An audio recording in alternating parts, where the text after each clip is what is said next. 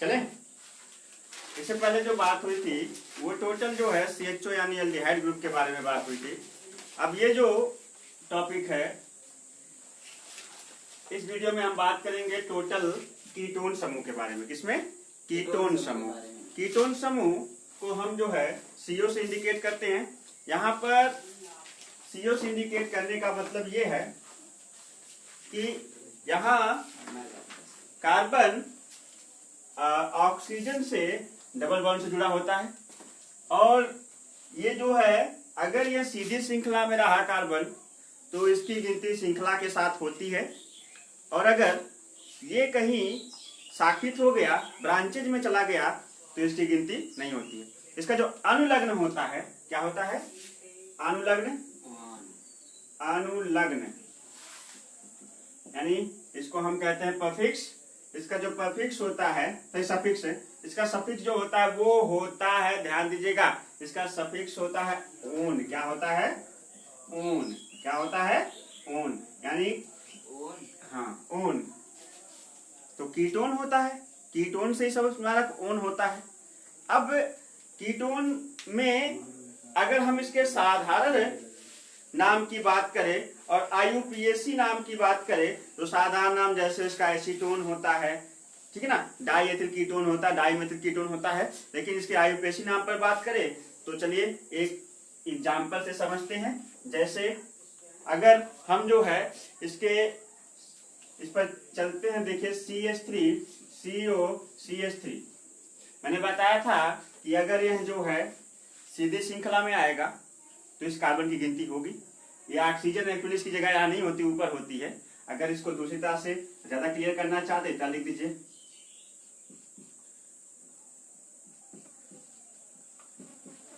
अब समझ में आया? इसकी एक्चुअल रियल स्टेट यहाँ पर है, पर ये बीच में रखा जाता है, हमेशा आपको इस तरह देखने को मिलेगा। तो इसकी गिनती होगी। तो देखिए carbon, the number of carbon 1 2 3 है। तो 3 कार्बन क्या लगता है? प्रोप लगता है। प्रोप धन एकल बंध के लिए एन धन ओन बराबर हो जाता है। हालांकि इसको जोड़ने में थोड़ी दिक्कत, प्रोपेनोन होता है, लेकिन यहाँ पे क्या लिखेंगे? प्रोपेनोन। क्या लिखते हैं? प्रोपेनोन। इसका नाम हो जाएगा IUPAC नाम प्रोपेनोन। नोट कर लीजिए, प्रोपेनोन। इसका IUPAC नाम है प्रोपेनोन। अगर आप कंडीशन दिखाना चाहते हैं किसकी, अगर आप कंडीशन दिखाना चाहते हैं इस कीटोन समूह की तो भी आप दिखा सकते हैं। कंडीशन हम बाद में दिखाते हैं।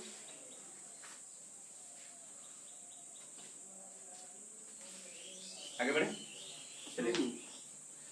2 प्रोपेनॉन हो सकता है श्रृंखला में, और बड़ी श्रृंखला होगी तब उसके बाद कंडीशन दिखाया जाएगा। ठीक है, चलिए। CH3 CH2 CH, देखिए अगर यहाँ पर हम जो है CO यहाँ पे जोड़ देते हैं, ठीक है, तो यहाँ पे इस कार्बन से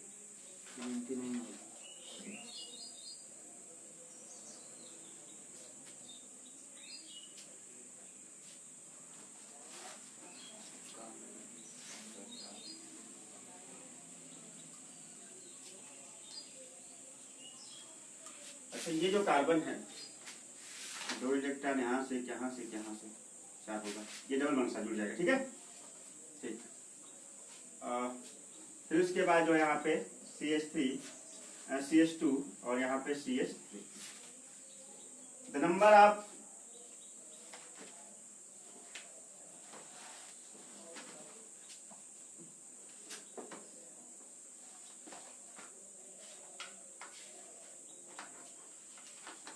बोले, देखिए 1 2 3 4 5, कितने कार्बन से? 5। और यहाँ से 1 2 तीसरे नंबर पर जो CO है, 1 2 तीसरे नंबर पर CO है, दोनों तरफ से आप 1 2 3 4 5 ना, अभी श्रृंखला से ऊपर जा चुका है ना, तो अब यहाँ पर इसकी गिनती थोड़ी होगी इस कार्बन की। तो अब क्या करेंगे, ध्यान दीजिए, 1 2 3 1 2 3, तो 3 पर है तो लिखेंगे 3 ओन प्रोपेन, 3 ओन प्रोपेन ना, इसका नाम हो जाएगा 3 ऑन प्रोपेन। अब और इसको शुद्ध करिए। 3 कौन सा,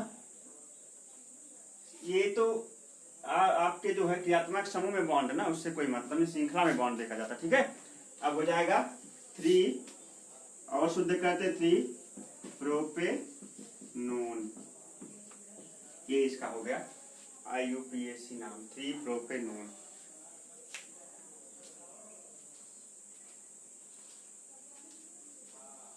प्रोपेनॉन 3 भी हो सकता है। देखिए इधर यहाँ पे हमने डबल बॉन्ड क्यों लगाया, थोड़ा सा समझ लेते हैं। देखिए कार्बन क्यों कितना इलेक्ट्रॉन चाहिए, 4 ठो, इसको 2 यहाँ से मिलेगा और 2 यहाँ से मिल जाएगा, इसका 4 कंप्लीट रहेगा। इस कार्बन को भी 4 चाहिए, इसको 2 यहाँ से मिल जाएगा, एक यहाँ से एक यहाँ से, बात समझे, इसलिए यहाँ पे डबल बॉन्ड लगता है। तो डबल बॉन्ड के साथ जो जुड़ेगा 1 2 3, तीसरे नंबर पर ऑन है तो 3 पर ऑन है, और इसका 1 2 3 4 5 प्रोपेन हो जाएगा। 1 2 3, अगर इसको हटा देते प्रोपेनन है पूरा, प्रोपेन हो जाएगा। अब अगर देखा जाए तो आप इसे और शुद्ध करेंगे तो 3 प्रोपेनोन भी लिख सकते हैं, या एक और है प्रोपेनोन 3 भी आप लिख सकते हैं, propanone 3।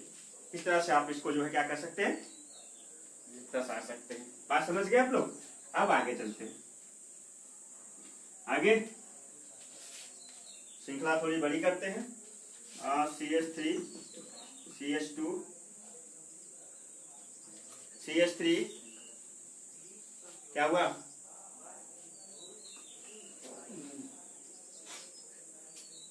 CH2 CO CH2 CH2 CH3। देखिए 1 2 3 1 2 3 4 है ना। कीटोन ग्रुप इधर से चले तो 1 2 3, तीसरे कार्बन जुड़ा हुआ है 1 2 3, इधर चले तो 1 2 3 4, चौथे कार्बन जुड़ा हुआ है।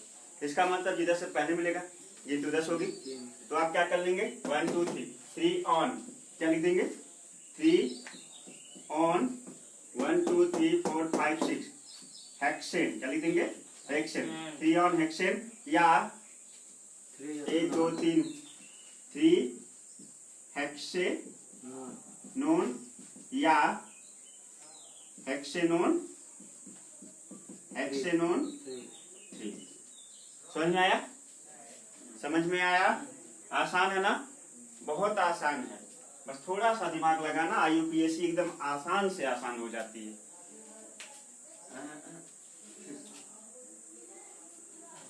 1 2 तीसरे नंबर पे CO है, 1 2 3 1 2 3 चौथे नंबर पे CO, 1 2 3 तीसरे नंबर पे, तो तीसरे नंबर पे है तो 3 ऑन हेक्सेन हो गया, या 3 हेक्सेनोन हो गया, या हेक्सेनोन 3 हो गया।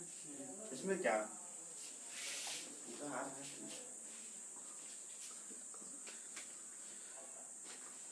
नहीं है,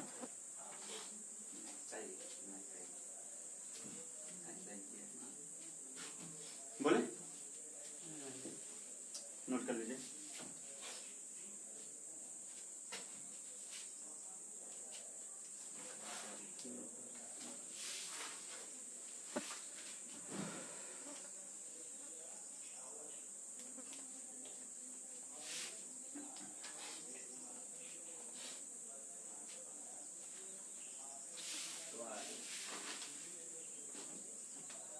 चलिए नेक्स्ट देखते हैं, CH3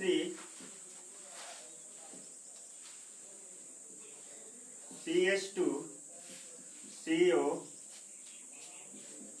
CH2 CO CH2 CO CH3, ऐसा IUPAC नाम।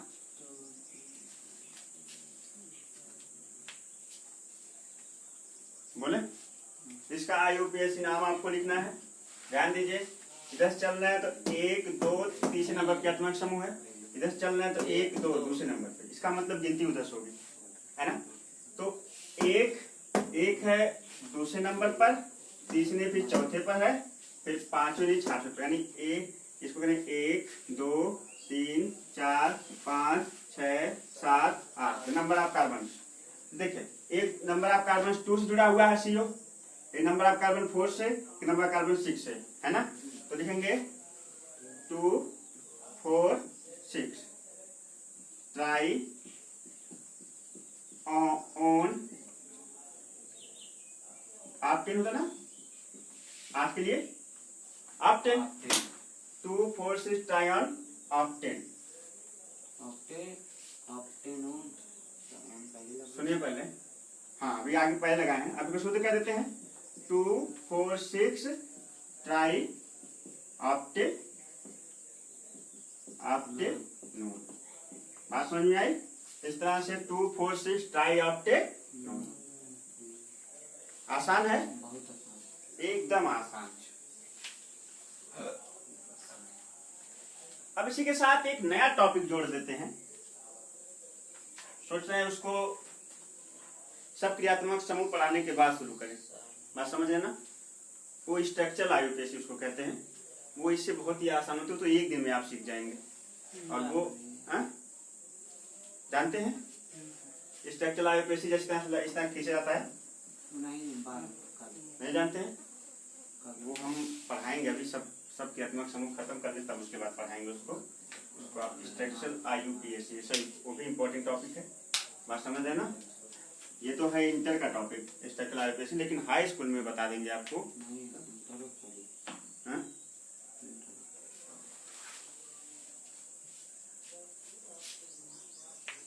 हुआ, समझ में आया।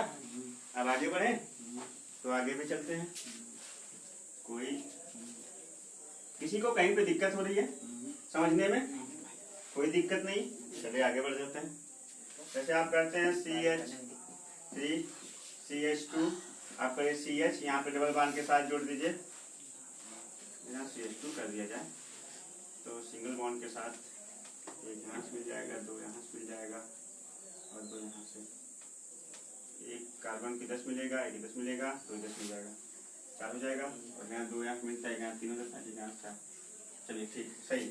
CO कर लेते हैं, फिर यहाँ पे CH, फिर यहाँ पे CO कर लेते हैं, फिर यहाँ पे CH, फिर यहाँ पे CO कर लेते हैं, फिर यहाँ पे CH, फिर यहाँ पे CO कर लेते हैं, फिर यहाँ पे CH2 कर लेते हैं, यहाँ पे CH3 कर लेते हैं, है ना। 1 2 3 1 2 3। तो कंडीशन सेम है। गिनती किधर से भी कर सकते हैं, गिनती इधर से करते हैं। 1 2 3, 3 पर है 1 गुण, 4 पर है गुण, 5 पर है, 6 पर है। तो 3 4 5 6 है ना। टेट्रा ओन ऑक्टेन या 3 4 5 6 टेट्रा ऑक्टेनोन।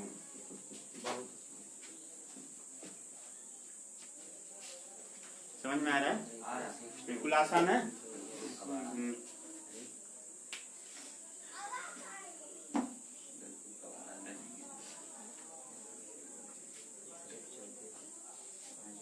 कितना दिन लॉकडाउन रहेगा? केमिस्ट्री बायोलॉजी तो क्लियर हो जाएगी अगर लॉकडाउन रहा।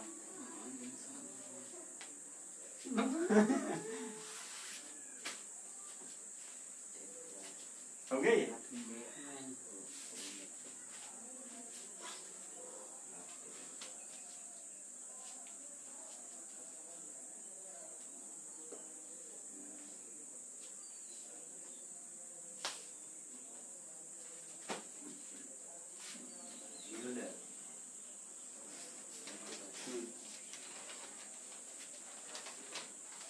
चलिए अब आगे पढ़ते हैं। फंक्शनल ग्रुप का नाम है कार्बोक्सिलिक एसिड। क्या है? Carboxylic acid. तो इससे पहले कार्बोक्सिलिक एसिड या कार्बोक्सिलिक अम्ल, सब इसके बाद है, सब पढ़ा देंगे, एक एक करके पढ़िए। कार्बोक्सिलिक अम्ल है ना, कार्बोक्सिलिक अम्ल। कार्बोक्सिलिक अम्ल को हम इंडिकेट करते हैं COOH से। इसे इंडिकेट करते हैं COOH। COOH। इसमें हमेशा इसका अनुलग्न ओइक अम्ल लगाते हैं। एथेनोइक अम्ल, मेथेनोइक अम्ल, प्रोपेनोइक अम्ल नाम सुना होगा, ठीक ना। इसका अनुलग्न सफिक्स जो होता है, अनुलग्न होता है ओइक अम्ल। क्या होता है? हमेशा इसमें ओइक अम्ल आपको जोड़ना पड़ेगा। जैसे मेथ के साथ जोड़ेंगे तो मेथेन के साथ तो मेथेनोइक अम्ल हो जाएगा, एथेन के साथ जोड़ेंगे तो एथेनोइक अम्ल, प्रोपेन के साथ प्रोपेनोइक अम्ल, ब्यूटेनोइक अम्ल। इस प्रकार से इसमें ओइक अम्ल क्या होता है, लगता है।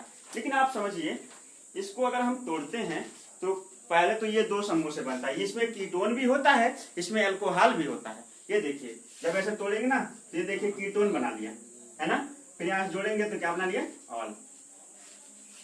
ये तोड़कर COOH है ना, COH। तो ये देखिए ग्रुप, ये इंडिकेट करा कीटोन को और ये किसको इंडिकेट करा, ऑल अल्कोहल। यानी कीटोन अल्कोहल दोनों मिश्रित होते हैं।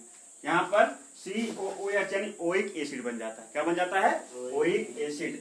अब जो है ये, इसको तोड़ के हमने दिखाया। हाँ, तो ओइक एसिड को साधारण भाषा में कार्बोक्सिलिक अम्ल कहते हैं। क्या कहते हैं, कार्बोक्सिलिक अम्ल। और कार्बोक्सिलिक अम्ल को, जैसे इसका साधारण नाम हो जाता है फार्मिक अम्ल, एसिटिक अम्ल, प्रोपेनोइक अम्ल। तो इसका IUPAC नाम जिस प्रकार से हम लिखेंगे, तो सबसे पहले समझ लेते हैं। इसका साधारण नाम हम लिखेंगे जब भी, तो इसका इस ग्रुप का नाम है कार्बोक्सिलिक अम्ल। इसका संकेत होता है COOH। अनुलग्न इसका है ओइक अम्ल। तोड़ने के बाद देखिए इस प्रकार से आपको स्ट्रक्चर मिलेगा। यहाँ पे देखिए कार्बन को 2 इलेक्ट्रॉन यहाँ मिल जाएगा, एक तो यहाँ मिलेगा, एक तो यहाँ मिल जाएगा। ऑक्सीजन को 1 इलेक्ट्रॉन यहाँ मिल जाएगा, एक तो यहाँ मिल जाएगा। दो ही चीज इसको ना, एक तो यहाँ मिल जाएगा। बात समझे? तो ये ओइक अम्ल का स्ट्रक्चर है। और अब हम चलते हैं इसके सामान्य सूत्र पर। किस पर? सामान्य सूत्र हमने कीटोन का नहीं लिखवाया था, उसको आप समझ लीजिएगा। सामान्य सूत्र किसका, ओइक अम्ल का ना है CnH2n + 1 COOH। यही है उसका भी वही कीटोन का। हाँ, CnH2n + 1 CO। ठीक है, तो ये देखिए CnH2n + 1 COOH। अब समझिएगा, अगर COOH, मैं फिर से बुलाऊं, अगर COOH सीधी श्रृंखला में आता है तो इस कार्बन की गिनती होगी।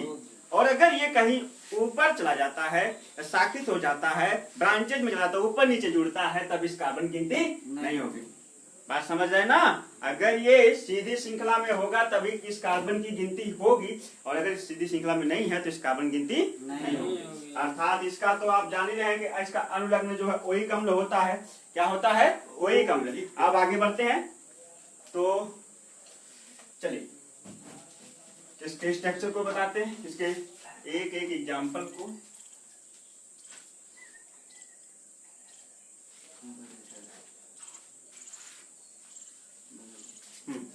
यहाँ पे देखिए CH3, इस पे कार्बन का दुगना हाइड्रोजन ना, CH3 CH2 COOH। कार्बन कितना है, इसको छोड़कर अभी 1 2 कार्बन है।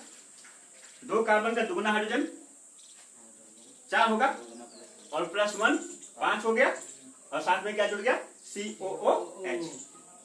फार्मूले पे एकदम बिल्कुल सटीक बैठ गया।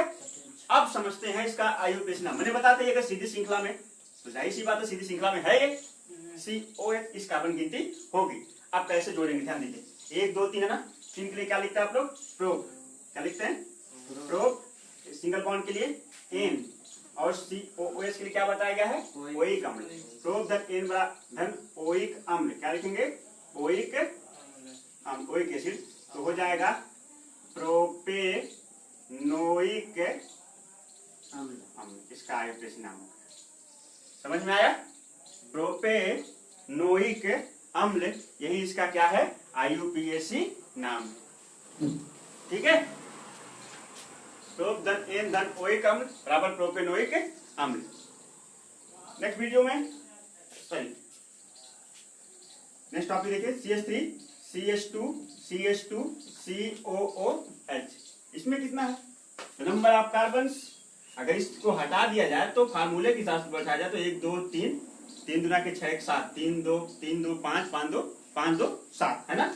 एकदम इस फार्मूले पे सामान्य सूत्र पे सटीक बैठ जा रहा है। और COOH तब इस ये भी सीधी श्रृंखला में है, तो श्रृंखला थोड़ी लंबी हो रही है। 4 कार्बन की हो गई तो हम सोचते हैं कि क्रियात्मक समूह का गिनती कर लिया जाए, है ना। तो हो जाएगा, इधर से गिनती करेंगे तो OH का हमने कौन से नंबर पे, पहले नंबर पे, तो इसका नाम हो जाएगा 1 2 3 4 प्रोपेनोइक अम्ल। 1 प्रोपेनोइक अम्ल यानी 1 प्रोपेनोइक एसिड, ठीक ना। 1 प्रोपेनोइक एसिड या प्रोपेनोइक अम्ल या प्रोपेनोइक, कार्बन की संख्या क्या है? 4 है, तब 4 तो ब्यूट कर लीजिए, ब्यूटेनोइक अम्ल। किसकी दिक्कत है भाई? कौन सो रहा है ना। या फिर ब्यूटेनोइक है? अम्ल 1, है ना, इस तरह से।